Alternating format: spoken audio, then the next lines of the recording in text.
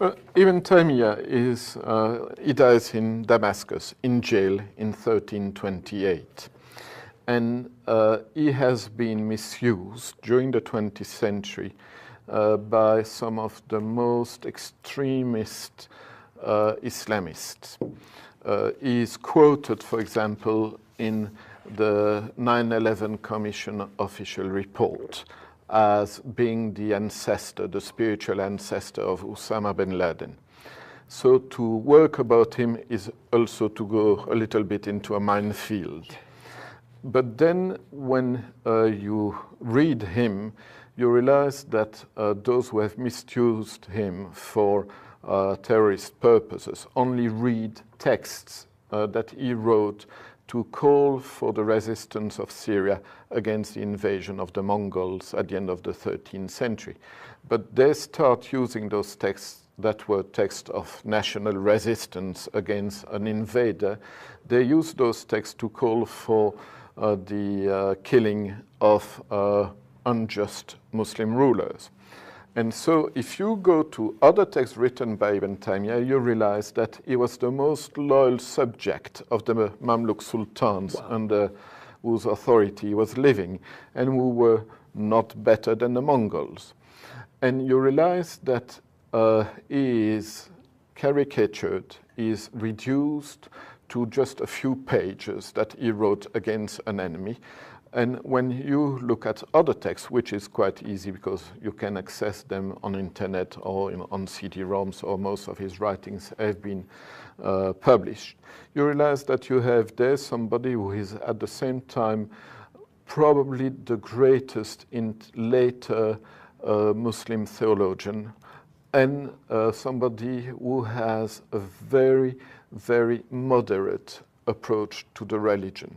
He is a mufti, which means a religious scholar who has to give opinions about everything, every aspect of the religion, every problem arising in society. And so he is, because of his role in society, he is obliged to develop a very supple understanding of the religion. And he is a pragmatist. You could even say that he is a relativist in some way, because what is good in those circumstances becomes bad in other circumstances. And religion has got to be understood in a way that will lead to the most efficient service to mankind. Injustice has to be fought, yes. But that's what you read in the Gospels as well, when you remember what happened to the traders of the temple. And injustice, of course, is not acceptable, no more by Muslims than by Christians, and vice versa, or other religions.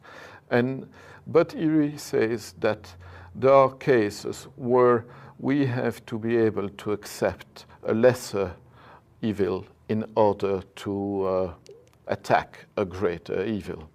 And he says, for example, intelligence is not doesn't consist in being able to distinguish good from bad. Intelligence consists in being able to see the best of two goods and the worst of two evils. Wow. And so we have somebody who is far more moderate, far more intelligent, far more acquaintance with the everyday life of the society in which he lives, what people say about him usually. Well, then I want to thank you again on behalf of all the people that have benefited from your resurrection of the writing strength of Ibn Taymiyyah, so that he would be better understood in his greatness and not be disparaged for some occasional writing. Somebody like Ibn Taymiyyah should be rediscovered, because if he is misused by people we cannot agree with, how do we deal with this problem? You can, if we want to use a metaphor, you can say that terrorism is a cancer. I don't consider that the antidote to cancer is diabetes. and some forms Yeah. of Islamic hyper-spirituality that we see developing around are for me some kind of spiritual diabetes. It is not to get reformed, as some people say, oh, Muslims should go through some kind of reformation.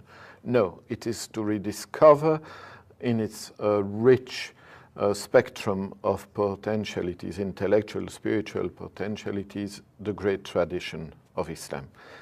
Thank you, Doctor, and I want you to know that the Catholic Church is so grateful for the dialogue that we have been able to maintain with Islam, especially through people like the Islamic Cultural Center of Fresno. And thank you for coming here from Connecticut to share with us your insights, your study, and your